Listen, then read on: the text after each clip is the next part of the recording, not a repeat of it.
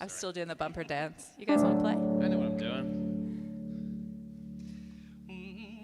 All my favorite people are broken. Believe me, my heart should know. Some prayers are better left unspoken. I just wanna hold you and let the rest go. All my friends are part saints and part sinner. Yeah, we lean on each other and try to rise above. We're not afraid to admit that we're all still beginners. Yeah, we're all late bloomers when it comes to love. Don't my favorite people are broken. Believe me, my heart should know.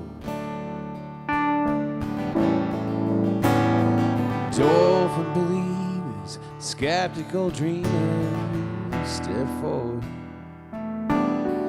You can stay right here. Don't have to go. Is each wound you received just some burdensome gift? It gets so hard to lift yourself up off the ground. But the poet says we must praise the mutilated world. Oh, we're all working the graveyard shift. You might as well sing along, sing along. 'Cause all my favorite people are broken. Believe me, my heart should know. It's for your tender heart, this world's gonna rip it wide open. It ain't gonna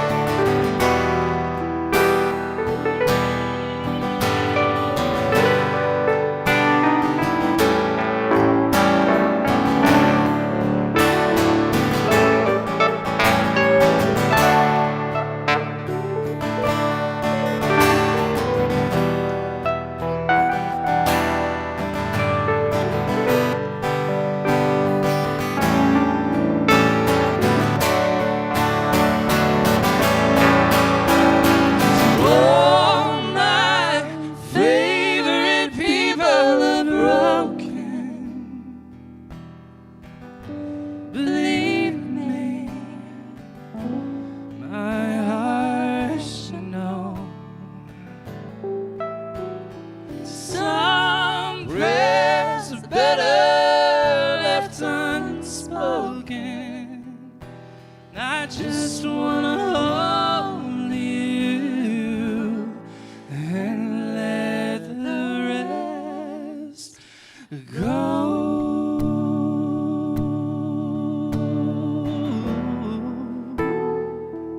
Oh, let the rest go. Yeah. Well, good morning. Welcome to Sojourn Grace Collective. Hello, our friends out in Cyberland. Last week I reintroduced the welcome that I had written some years ago and had forgotten existed, and I was like, I'm going to rememorize this for you guys. Well, I didn't. I did not yet rememorize it for us. So I'm going to do my darndest, but the gist is that you're here. You did the thing. You've either come through the door or you've clicked the button online to participate this morning, and that means you're part of Sojourn Grace Collective, because we're just here to be a community that celebrates and cultivates wholeness, spiritual, social, emotional wholeness, and we do that by inviting and celebrating and welcoming every part of who you are. So no matter where you come from socioeconomically, no matter the color of your skin, your cultural background, your orientation, your gender expression or identity, all of these things are celebrated and welcome in this space. So welcome to Sojourn Grace this morning. We're glad you're here. And we're going to keep singing, right? Is that the next? Yeah, and if y'all are willing to stand up, we got it's a sleepy room this morning. I feel you. I'm sleepy too. I know, but I'm gonna try to sing Cerebrillus right now, and it's not easy, so I could use your standing support. Okay, great, thanks. You can be amazing, you can turn a phrase into a weapon or a drug. You can be the outcast, a bit of backlash, somebody's laugh.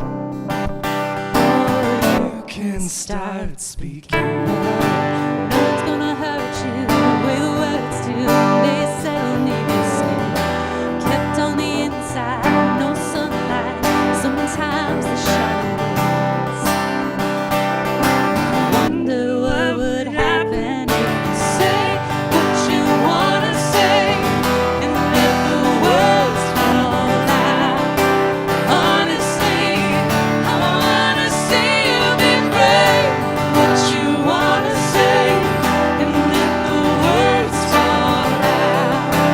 Honestly, I wanna see you be brave. Just wanna see you. I just wanna see you. Just wanna see you.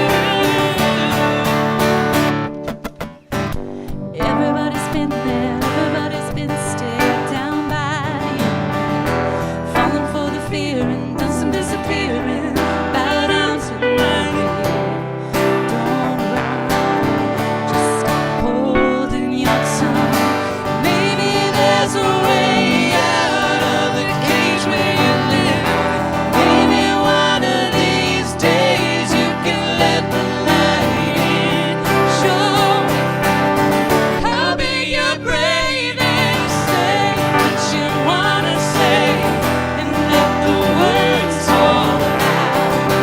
Honestly, I wanna see you be brave with what you wanna say and let the words fall out.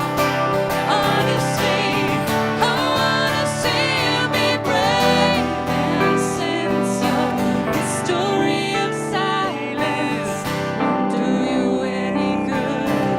Did you think you would let your words be anything but empty? Why don't you tell them the truth? Say what you wanna say and let the words fall out. Honestly, I wanna see you be brave with what you wanna say and let the words fall out. Honestly, I wanna see you be brave. Just wanna see you. I just wanna see you. Just wanna see you. I wanna see you be brave. Just wanna see you. I just just wanna see you, just wanna see you. I wanna see you be brave.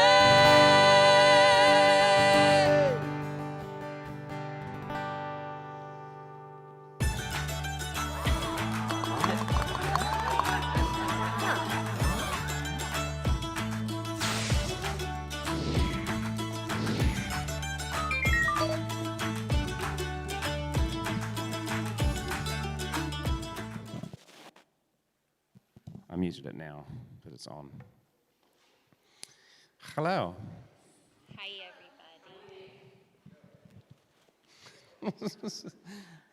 Hi, sweet little baby church. We call this Sunday the extra awkward Sunday. I was thinking about it, seeing that there's like 10 of us here, and I was like, well, we'll just do that thing where we cozy and tight. And then I'm like, can't even do that right now. Can't even do that right now. Anyway, I see you all, though, on the live stream, and I'm very happy to see you. This is working, right? You can hear me? Yep. Okay. All right, Benjamin, what we got this morning? Can pull one of these things out and talk about. Whoa, If you don't like it, just throw it. But don't fall over while you do really got out it. of control. Just have no idea. Everything's spinning All right. out of control. Do you have a TV show you return to over and over forever? What is it? Why can you watch it forever?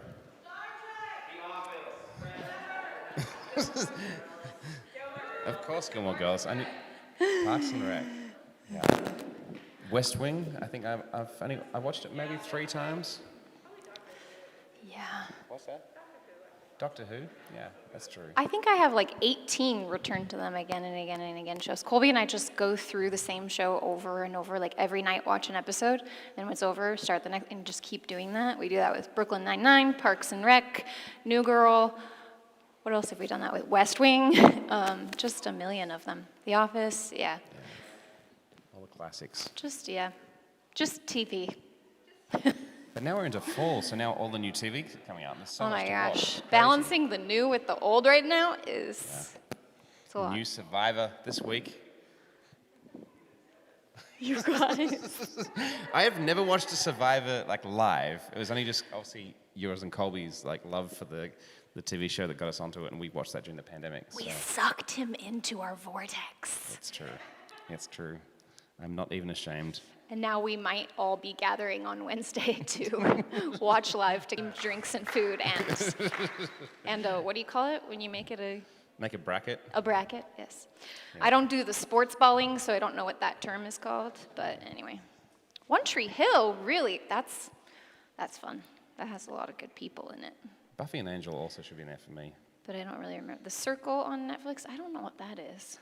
Oh, it's a social. It's a kind of a game. A social, Oh, it's like a real, what do you call it, reality TV? reality TV, but kind of a social thing. Lisa said that she thinks Ted Lasso is gonna make that list, and I totally Yes. can see that. Yes. Can totally see that. Matthew, of course, says 30 Rock. Master Chef, nice, Logan. I like it. I thought I Grey's. saw someone. How do you watch Grey's? You just mean like continuing to watch it, right? You don't go back and watch old, because there's no time for that. Yeah. I think it's like 22 right now. Season 22. I think Wesley has an answer. Yes, Wesley? Several Nice. Pokemon. Yeah. I think my kids would say the same. My kids have watched She-Ra like 12 times in a row. Like finish it, rewatch it. What is I that? think I've seen that. Y'all know what Steven Universe is? What's Steven?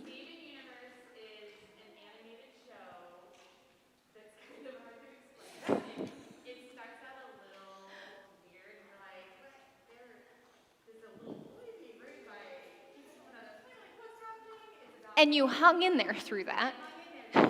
And several of you did? What? Okay.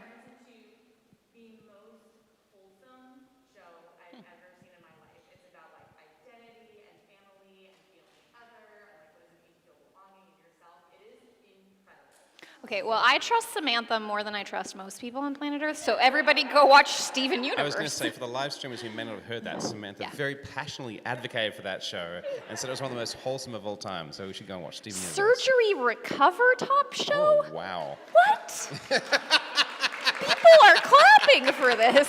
What is happening? Okay, I gotta say, I advocate for the small group because this is the most lively collective conversation we've had in a long time. Maybe we all just needed a little less people in the room to be this riled up. Or maybe we needed to talk about television. This is true. Maybe that's what needed to happen.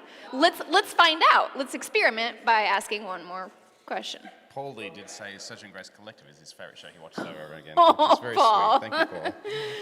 Yeah. Oh, this question was written by an Enneagram 4. I don't know who. the question, I can't even ask it without laughing. What do you miss more than anything? Just what do you miss? What do you miss Just more for than laughs. anything? Oh. In England, right? Yeah, Francesca's That's boyfriend's true. in England. Okay. Anybody else miss something or someone? I miss AFL, Australian Rules Football. In case you don't know me, yes, I am a sports ball guy with one thing. It's AFL, it's a completely different game. It's come out to the finals like next weekend. And I'm a good friend because I watched an entire game with you. It's true, and it's long. It's a long game. No, it was cool. It was cool to learn about it. Miss more than anything. I miss forests. Snow. Snow. I miss snow. Amen. Yeah, you totally agree with that. For the live Yes. streamers, yeah, go For ahead. the live streamers, it was miss eating cheese without repercussions. The dairy tablets, really, they only did their job about half the time. Robin said, I miss being part of Sojourn because I wish I could be there in person. Aw. Being able to see people every day, Susan says. Brooke says, pre-COVID life. Yep. Alexa says, Monday night bowling with coworkers, actually hanging out with friends in general. Hi, Link, you said your dog, Neela. I miss Neela too, buddy. Living in Japan, Zeke. Someone said living in Japan. We'll have to talk to Donna later about that. Yeah, Feeling safe when I go out, Lisa says. yeah, I know. I miss that too. That feeling we all had that may not have been entirely real, but that we felt safer when we were out and about. And you put that, Yes, Wes. Well, not wearing masks and being able to touch everybody. Not touch everybody, but like Yeah, no, I understood. Yeah. yeah. Miss that too, Amen. buddy. Sames. Amen. Anissa said she misses sleep. If you don't know, Anissa has many of the children's and lots of jobs. Karen says this feels very wrong in light of all these serious and meaningful answers, but my legit first thought was all the old Taco Bell menu items, they took away everything good. And considering I'm up here and I had the microphone, I just want to say I think Taco Bell is so overrated. In our neighborhood, they open for breakfast for like a week. You know and what? then You're not a close real down. American. It just, they can't actually get it and to actually offer the food when they actually say they're offering it. Yeah, no, I feel you. It's Yeah. weird. Yeah. I stick by it. Erica said packed venues with live music, and I have to tell you that I agree. And during some of the the middle section of COVID life where you just felt like you were never going to see the light of day again, we watched the movie they made about Queen. Was it just called Queen? I forget. Bohemian Rhapsody, yeah, thank you. Which got like 50% on Rotten Tomatoes, but Why? I don't get it because I thought it was the best, and thank you. When it was over, I sobbed, ask Colby. I was fell off the couch on the floor, rocking back and forth, sobbing for an hour. He just kept walking back in the room. Still? Okay, cool. I was Still a here. mess. And finally he's like, do you think you could put words to that? And I'm like, live music with other people. And I get to go see John Legend tonight live. That's amazing. I can't wait. I cannot wait. It's also Anyway. weird though, because being out in packed venues also feels weird. Yeah. So that joy has been taken away from us still temporarily. Yeah, thankfully the one we're going to is completely outdoors in amphitheater, which we're going to again in a month to see the Avett Brothers and Willie Nelson. I live a good life. Anyway, what's it called, baby? The Coast Yes, that. Yeah. Okay, this has been Awkward Collective Conversation. Francesca's going to take any kiddos that would like to go up to class. She's got fun things planned for you. I see more kids outside that you could ask if they want to go with you. Huh? Yes, yes. No, it's Karen's kid. I see Karen's kid out there. Please get So my you're good. child. Oh, you did read that. Well, it may not be John Legend, but we are together doing live music. Yeah. So, Yeah, super packed. yeah, in a very packed room. So, that was a joke for those of you who can't see the room. It's not packed. It's not. Yeah, just continue to feel free to use the room however you would like. But if you have the energy and desire to stand with us, we'd love it. It's helpful to us. Well, I knew when you told me you don't want to go home tonight. You tried to just shrug it off when I asked you why. Somebody hurt you, somebody hurt you, but you're here by my side. And I knew, 'cause I can't recall when I was the one in your seats. Still got the scars and they occasionally bleed. Somebody hurt me, somebody hurt me, but I'm staying alive. And I can tell when you get nervous, you think being yourself means being unworthy. And it's hard to love with a heart that's hurting. But if you want to go out dancing, well, I know a place. I know a place we can go. Everyone's gonna lay down their weapons, lay down their weapons. Just give me trust and watch what'll happen. 'Cause I know a place we can run, yeah. Everyone's gonna lay down their weapons, lay down their weapons. Don't you be afraid of love and affection, 'cause right now it's like you're carrying all the weight in your past. I see all your bruises, yellow, dark blue, and black. Baby, your bruises, only your body trying to keep you intact. So right now, I think we should celebrate our body's design. Yeah, I think we should love our soul and mind. It's maybe our purpose, so never give up when we're on the right track. And I can tell when you get nervous, you think being yourself means being unworthy. And it's hard to love with a heart that's hurting. But if you want to go out dancing, I know a place. I know a place we can go. Everyone's gonna lay down their weapon, lay down their weapon. Just give me trust and watch what'll happen. 'Cause I know a place we can run. Everyone's gonna lay down their weapon, lay down their weapon. Don't you be afraid of love and affection, just lay down your weapon. I love that a song that's about a gay bar can also be about our church. Like, that's the world we're in. They will try to make you unhappy.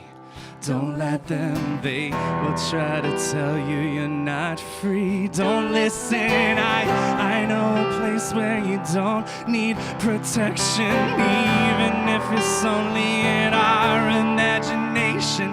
Even if our skin or our gods look different, I believe all human life is significant. I throw my arms open wide in resistance. With every beat I dance my insistence that we will build a place we can go. Everyone's gonna lay down their weapon, lay down their weapon. Just give me trust and watch what'll happen, 'cause I know a place we can run. Everyone's gonna lay down their weapon, lay down their weapon. Don't you be afraid of love and affection, just lay down your weapon. Amen.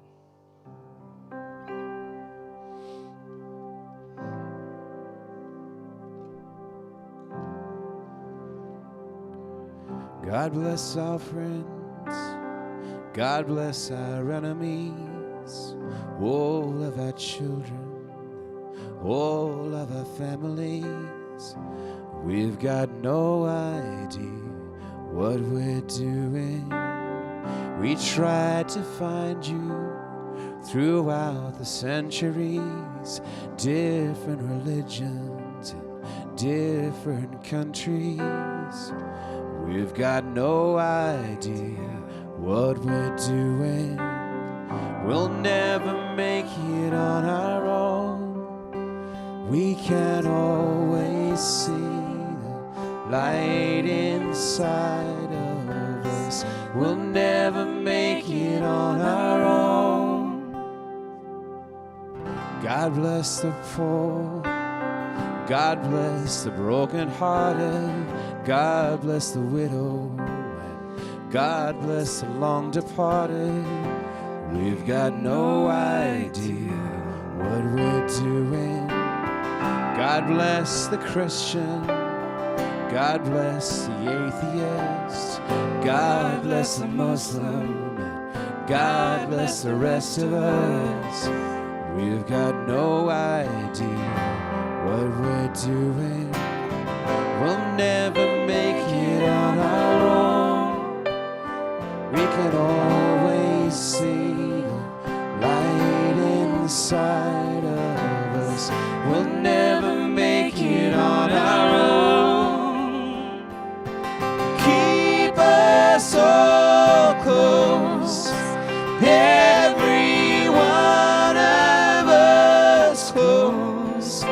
Don't let anyone go. So keep us all close, every one of us close. Don't let anyone go.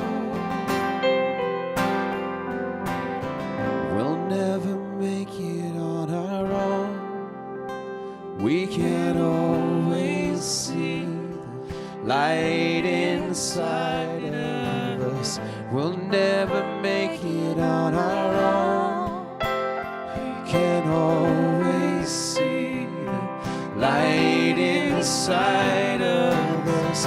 We'll never make it on our own. Let all our friends and all our enemies, all of our children, all of our families. We've got no idea what we're doing. We tried to find you throughout the centuries, different religions in different countries. We've got no idea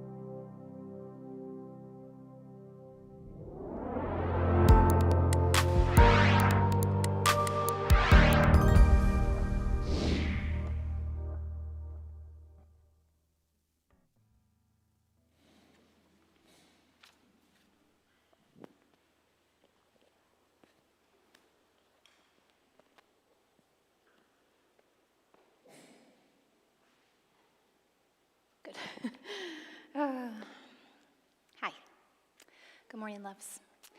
I'm so glad that each and every one of you are here this morning, including you. I'm so glad that you're here. The message that I have for us this morning, I want to tell you that it comes from the week that I've had. And normally, when we preacher people experience something, we pull up our phones and we pull up a note and we make a note to ourselves to turn it into a sermon at a later day, right? Once it's all been wrapped up in a pretty bow and dealt with, and then we find some nugget in it to give to others later. But this week, what I went through and the things that stirred inside of me from it felt, time sensitive. It felt like, yeah, that's what we need to do at Sojo now, not at a later date when it's been wrapped up. Not everything ever gets wrapped up anyway, right? Of course. But the point is, I'm going to speak to you this morning from my bleh. So that's where we're at. If I cry through the whole thing, you'll know why, but hopefully I can put words to it in a way that will share the same invitation with you that I received this week. So what I want to share with you is a few things. I want to start here. I realized this week that I was interacting with a divine being whom is very transactional in being, in nature. A divine being who is a throne god, a chess player god, a god who watches my moves to anticipate his next move, right?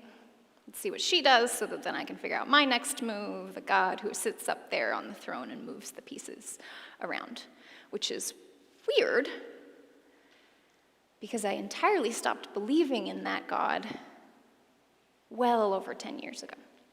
Right? I do not rationally believe in such a God. And yet, this week, I found myself interacting with him as though he was real. I'll tell you a little bit more about what that looked like in a minute, and the invitation for us in that. But first, I want to say something about beliefs and things that we don't believe anymore. There is nothing wrong with beliefs. Beliefs are good. Believing in things is a beautiful, beautiful thing. Beliefs are how we co-create the world around us, right? Beliefs are how we create our own lives and make new realities. Beliefs are good. It is good to believe in oneness, to believe that we are all connected. It is good to believe that inherently every human being is a loved child of God. These are things we believe, and they are good. The problem comes when beliefs throughout, especially as we grow up throughout our childhood, when beliefs are handed to us, when they are spoon-fed to us, when there is no choice involved for us, when we don't organically cultivate those beliefs inside of ourselves through our own experience and lens through the world. And mostly, hear this, beliefs become problematic when our belonging and our experience of our belovedness hinges on. When in order to belong to my community, when in order to know that I am loved, I have to believe a certain thing, that's when beliefs become problematic, right? And that's when I would say that they are not actually true belief, they are just conditioning. Some would use a stronger term called brainwashing, but I really prefer the term conditioning. We are all conditioned to believe certain things. This is not just about a small sect of spiritual communities that condition us to believe things, right? The world itself, society, often conditions us to believe certain things. And so what I realized this week is that I can get to this place in my life, like many of us have, where we look at the beliefs that we were conditioned to have, and we find our own truth, right? Some of us call that deconstruction. Some of us call that shifting. Whatever you call it, when we find our own truth and we decide to give up a belief that we were conditioned in, the rational part of us says, I do not believe that thing anymore. But the problem is you can do that with normal beliefs. When they're not rigid, when we haven't been conditioned in them, when we've cultivated them organically inside of us, we can just shift and say, oh, I don't believe that anymore, I now believe this. But when we've been conditioned to believe something, the rational mind can say all it wants. I no longer believe that. But the body and the lived experience are still that kid in the back pew wondering if they have done enough to appease that very loving, very angry God. And so my belief in a transactional God lives right here in my tense, raised shoulders that always hurt, and I have to go to a chiropractor all the time. My belief that God sits up there planning the next crisis to make me a better human, it lives right here in my lower back.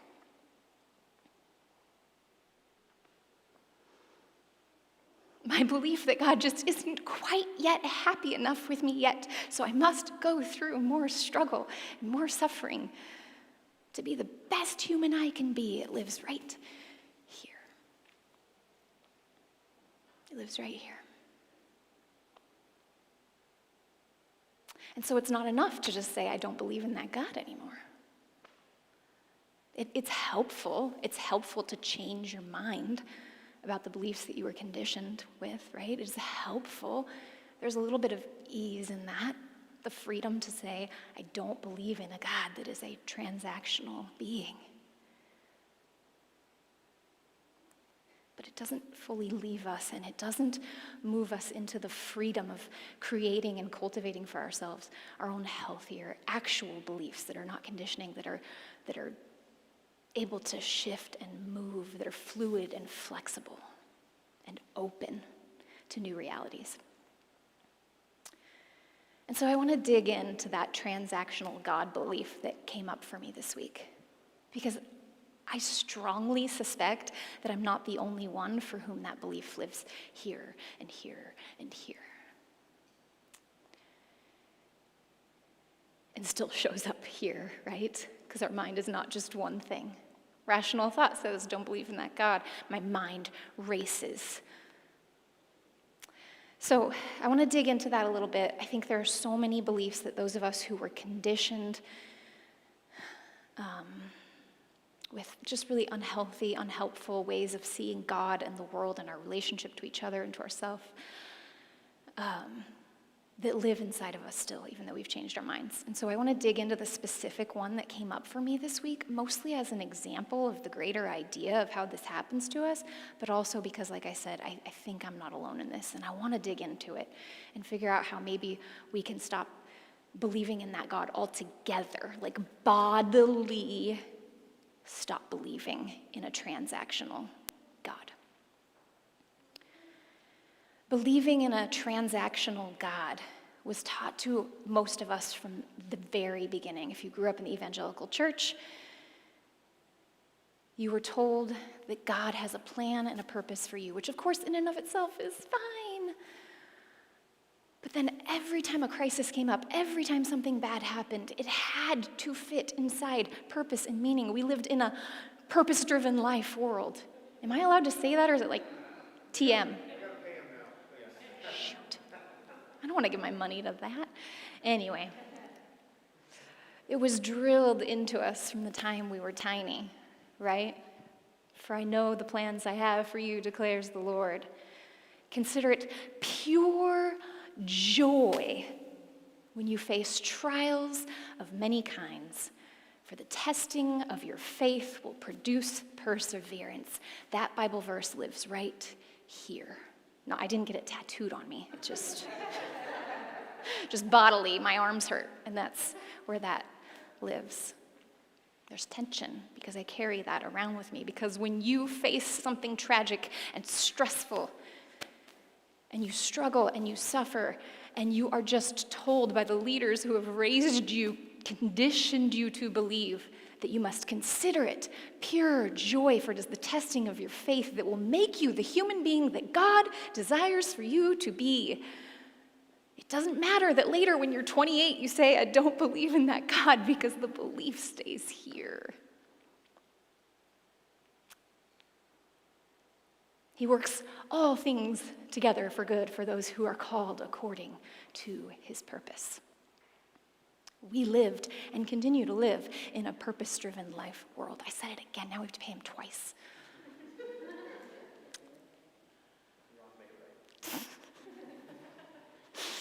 Oh my God. So this week, I had one of those weeks where you're trucking along and you're doing well. And then you get the email or the phone call or the text or whatever circumstance comes along that just goes, record scratch, guess my life is going. And it just feels like crisis mode. I'm okay, we're all okay. But without getting into specifics, I realized that my life was taking this turn that I was not expecting, and that something was going to end up being really, really, really, really hard. Something that was connected to my previous wellness over the last few years. I've been doing really, really well. So in the middle of the week, when I get this hard turn out of nowhere, my first thought, in my body thought, right? Not that rational mind that has decided I don't believe in that God anymore. But my first thought is now I have to figure out how to be well, going this way, still have this wellness that I've cultivated with this thing, now that I have to take this sharp turn. It's my first go-to thought, is that I start thinking about personal growth stuff, right? My mind just starts racing. My body is just more tense than ever. My stomach is sick because all I can think about is the kind of person I am growing to be through this. What God will do inside of me. I don't even talk like that about God anymore. This is not rational thought. It is bodily conditioned belief. I jumped to personal growth narratives. And that jump is what caught my attention, though, about this belief that is stuck in my gut. So I want to share with you this morning why I think it's imperative that we start to have not just a shift in our rational belief about this transactional God, but a bodily shift. What we have conditioned to believe is that our personal growth is a cosmic chess player God situation. We have, through the Christian narrative especially, of Christ on the cross, right, the ultimate transaction, that God had to die to give you life, that God had to die for you to be loved and accepted, that God had to die because of your inherent inner being. The ultimate transactional God story, substitutionary atonement theory, it drove home for us that suffering is God, and so we worship suffering. We have put suffering on a pedestal, and we've decided it is the most spiritual way. It is how we grow. And I just want to offer you today this bodily truth that I have come to also know in my gut.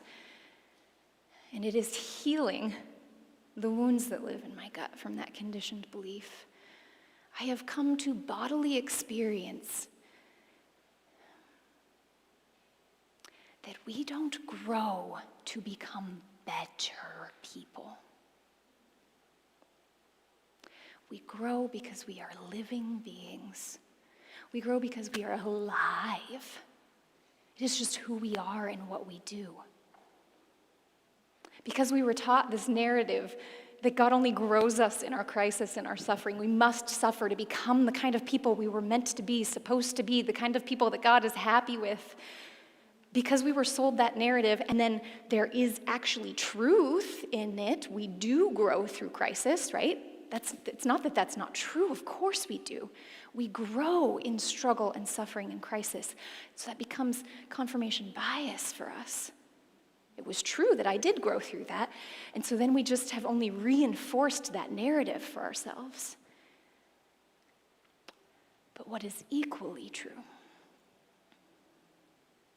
is that we grow when we are at ease.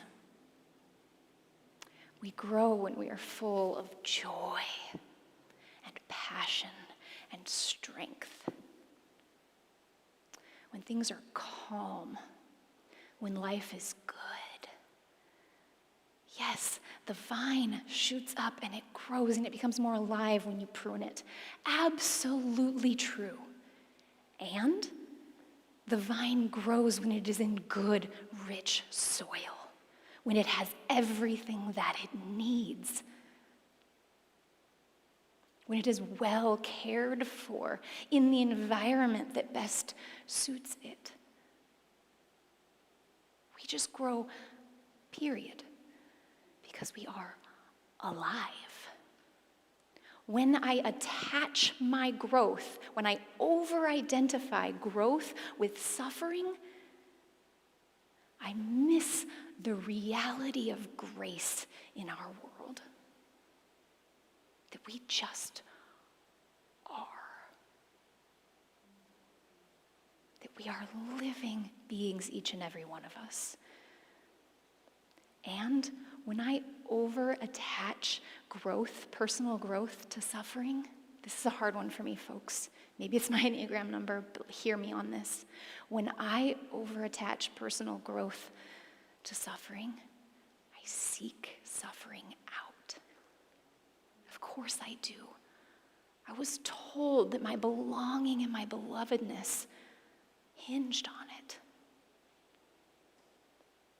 To be good inside. We all want to be good inside. That we must suffer. So I self-sabotage. Inviting, seeking suffering. Not on purpose, not consciously, but patterned. And so I am learning to detach a little bit from the story that I only grow in suffering, and to attach to the growth that comes in joy and ease.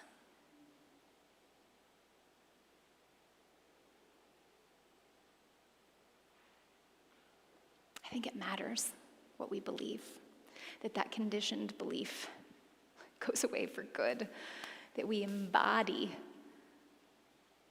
the shifting of our beliefs there, that we no longer believe in a God that must be appeased. It can't just be rational thought. It has to start living here. And I think we do that through pleasure and joy. Intentional, sought after, meaningful. Call it spiritual. Call it sacred. May we come to name our joy as just as sacred as our suffering. That's the invitation I heard this week, and I hope it means something to you as well. I think part of what happens to us when we grow up conditioned to believe certain things, part of how that works is that we hear all of the messages from a talking head up front and we just soak them in. And that's part of why I so believe in a practiced faith, an interactive. It's why we do meditation so much here at Sojourn. It's why we try to do interactive practice. And so this morning, I just want to wrap up with you by inviting you into some actual you take it into your own hands practice. And I know that that's uncomfortable for us because it's not what's familiar. And so I've made it very cozy and easy this morning. It's just a piece of paper that's under your seat, and there are pens and pencils and receptacles along the side. Receptacles? Who says receptacles? I don't know. And for those of you on the live service, I'm going to say out loud the prompts that are on the paper for you, for the folks in person. And we are just going to take some time to journal together this morning.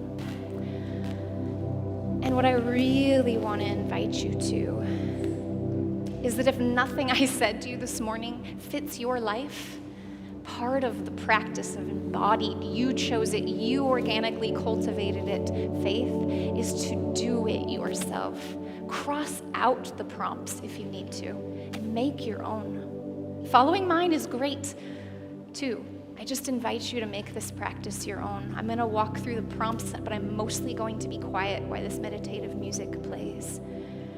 And we'll just spend some time really trying to embody a new belief.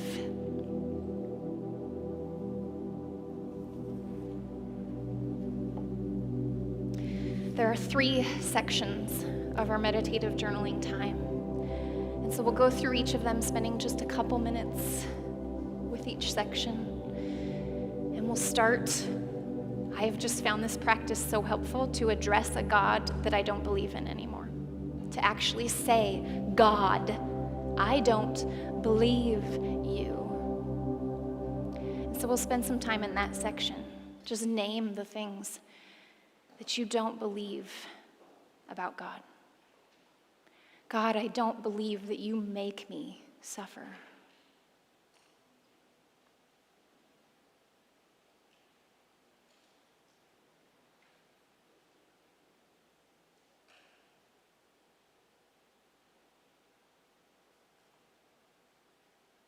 For those on the live stream, I encourage you to grab whatever journaling supplies you have.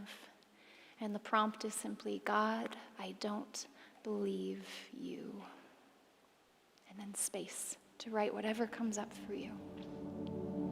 God, I don't believe you. Some of us just need to repeat that line over and over and over again, and that's okay. It's a full sentence. God, I don't believe you. Period. That's okay.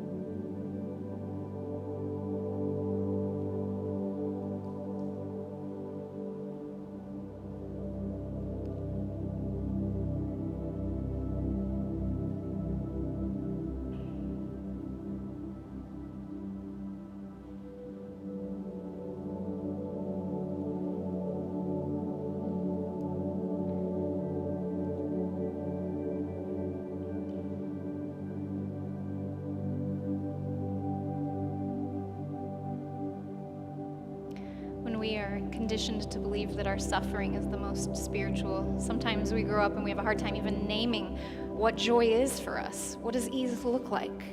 And so the next prompt in your journaling meditation is, I am joyful and at ease when. And it is just a time to name for yourself, when are you joyful and at ease? Just make yourself a full list. What does it look like for you to be joyful and at ease? Name it, describe it, spend time with it, sit in it. I am joyful and at ease when.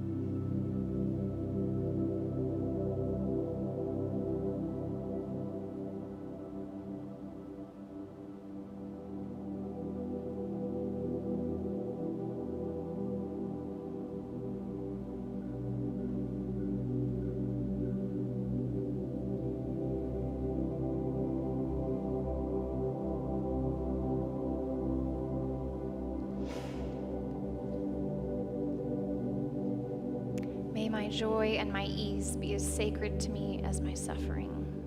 Our final journaling meditation prompt this morning is, my joy and my ease have helped me to grow in. And we're gonna try our best to name ways in which our joy and our ease have helped us to grow. My joy and my ease have helped me to learn how to create my own inner calm. My joy and my ease have helped grow my capacity to hold space for others. My joy and my ease have helped me to grow in resiliency. What can you name that is good, anything at all, that has come from your joy and your ease? When things are calm, when life is good, how do you grow?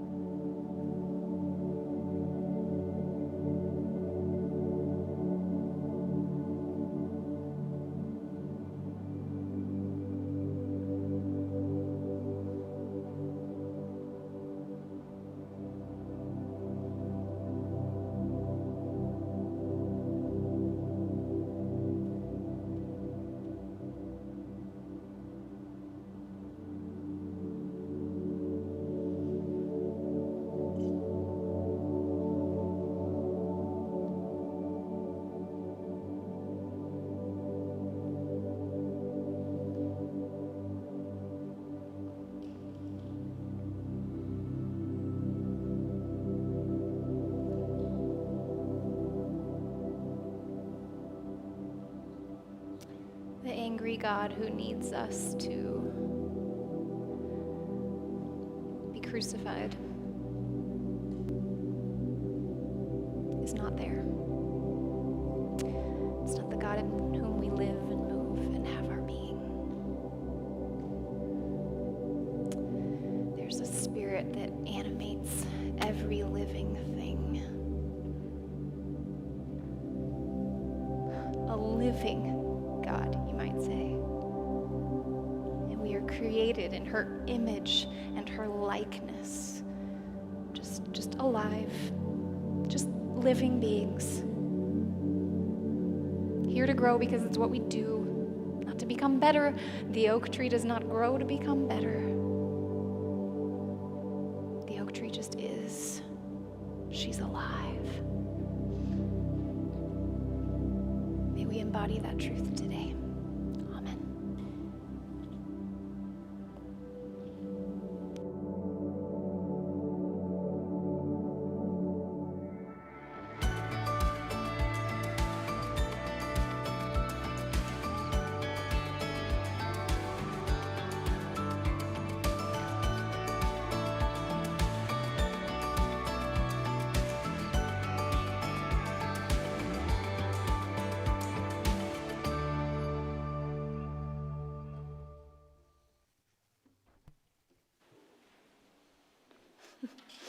The bread in the cup, that's cute. As y'all know, that's not really what we've been doing here. Having one of those moments where I don't want to do the thing that we were going to do. I don't really know what I want that to be. Can we do this? So, can I just tell them the story a little bit and then we'll talk about it more and more as the weeks come? Okay, I'm going to do that. Do you want to come up here with me? So this week, as I was going through everything I just told you about, Samantha happened to text me well, not out of nowhere. It was because last week I had said if you have ideas about how to do communion, that it's more sustainable, but we still get to do a thing. Some people really took me seriously, and I got messages researching different ways to get like bread and cup things that are more sustainable. But Samantha texts me, and she sends me the dictionary definition of communion, and she's like, what if in the spirit of Sojo's mission, we focused on, are you able to just from the top of your head say what that first definition is? So sorry, by the way, if I have tear streaks. Kate got to me this morning. So one definition of communion is the traditional Christian sharing the bread and the cup. But the other definition is to have a deep exchange of feelings and thoughts, especially if it's spiritual. And I thought about this idea of communing with each other.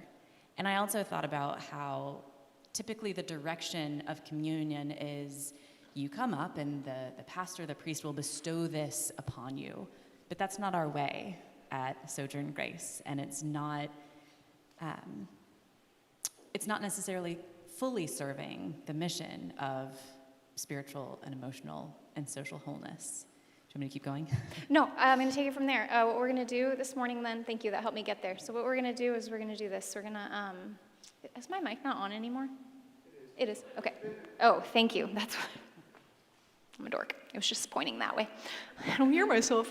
We're going to do this. We're going to be extra awkward. I know it's COVID, so it's weird, but in whatever awkward ways we can, instead of Colby and I going outside and turning to each other, turning to each of you, looking you in the eyeball and blessing you, let's do that for each other. So the live stream have already been doing that for each other. They've already been, because we're out there and they can't be with us, they've just been commenting to each other blessings. So they've already been embodying the thing that you're talking about.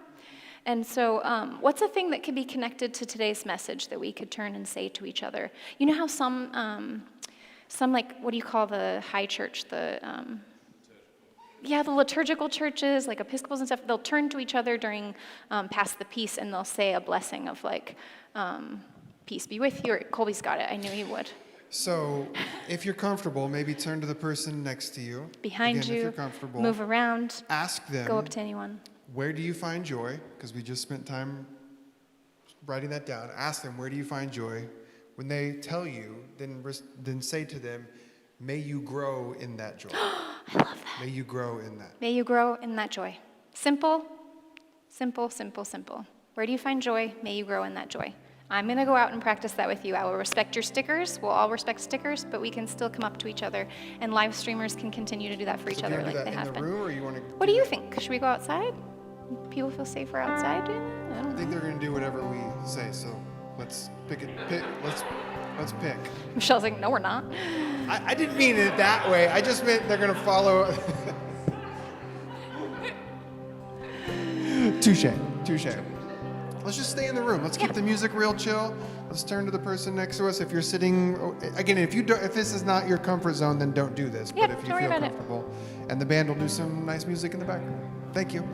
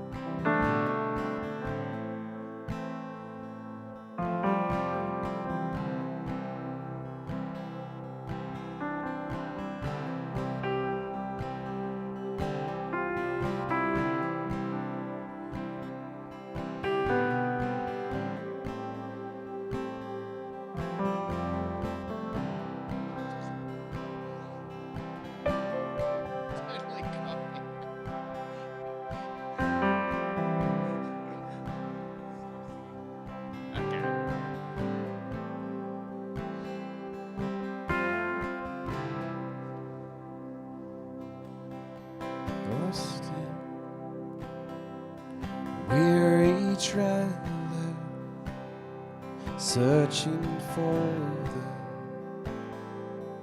way to go. A stranger, heavy-hearted, longing for someone you know. May you find a light. May you find a light. May you find a light to guide you home.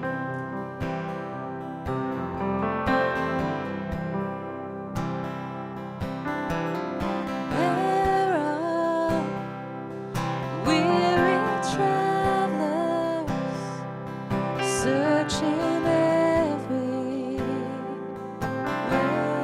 to go. Strangers who are searching, longing deeply to be known. May you find a light. May you find a light. May you find a light to guide you home.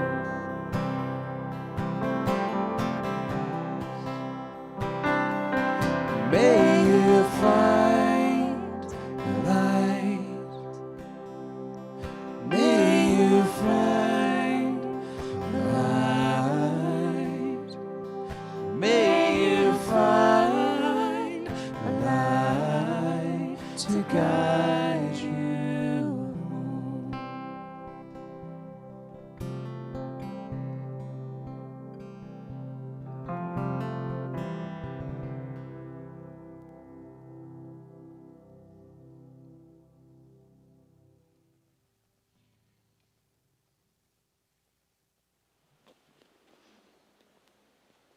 Thanks for being awkward with us, friends. I really believe that embodied practice is the way that we will move forward, find wholeness. Let's stand and just do our benediction, and we'll go home and have lunch. Oh, we have to house note first. Well, still stand with me, please. I need the energy. House notes. House notes. All right. Yeah, we'll make it very, very, very quick. Yes, info table. Yes, info cards are out there. Box to put them in is there. Did you like that? Joy box! Woo! Mostly, well, actually, that is virtual right now, so just sojourngrace.com/donate is how that happens. And if it would bring you joy to keep this thing trucking along, please do so. Sabbath Sunday. So, this is evolving because when we first said we needed to do this to come back to in-person with intention and slowness and care around the trauma that we all just had over the last year and a half. We said we needed to take one Sunday off from doing this semi-mobile church of all the setup that is involved and all the work that's involved. So we started doing these Sabbath Sundays, taking the last Sunday off, but we didn't want to just not do anything. That wasn't the goal or the intention or the value behind the thing. And so we're going to just slowly but surely try different things to still do together. And what we really, really long to do is to serve the actual community that we live in together on these Sundays. We have longed to be a community, a true community church, a church that is connected to the community. We've found that here at Christ Lutheran and through other projects, but we want to just really be out in our own city more. And so just as a first thing to try, as we haven't totally fleshed out what all that can look like yet, but we would love your ideas and projects that we can be a part of, but we're just going to be very simple on Sunday, September 20th. Is that already next Sunday? God, what What is life? That's like our new mantra at Sojo. What is life? So next Sunday, we're not going to be here, but we're going to meet up at North Park Community Park. North Park is where Sojo was founded, where it first started, and so it still kind of feels like home, and we're just going to hang out at North Park Community Park for brunch. But instead of just having brunch, we're also going to take that time to just beautify that park, clean it up, so we'll have trash bags and gloves and all the things, and we'll just all stay and really, that's a park that can use that regularly. And we know that cleaning up a park one day doesn't last, but it's like the one starfish story, right? It does help. And so we're gonna. Did you just do the one starfish I did. story?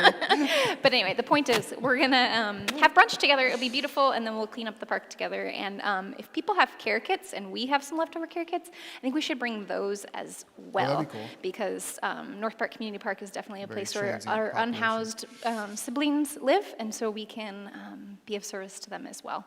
So everybody bring your own brunch. Yeah, And BYOB. BYOB. We'll just be there and hang out. Very kid-friendly, Bring your own and brunch. we'll make sure that that's on all the online places as well. And it's at 10 a.m. 10 a.m. as opposed to our normal 11 a.m. gathering. So 10 a.m. North Park Community, bring your Yes. own brunch. We'll provide some things as well for all the peoples, but Y'all, don't you want to drink coffee together? I miss that. That's Yes. like my way of doing communion, is drinking coffee together. I miss that. So let's bring coffee. Should we bring coffee? We're bringing coffee. yeah. What we got next? That's it. Oh, that's it. Yay. Okay, we can benediction. benedict. Who wants to lead us in our benediction? Because you're a child of God. Because so is everyone else. Go in peace. We love you. See you next week at the park.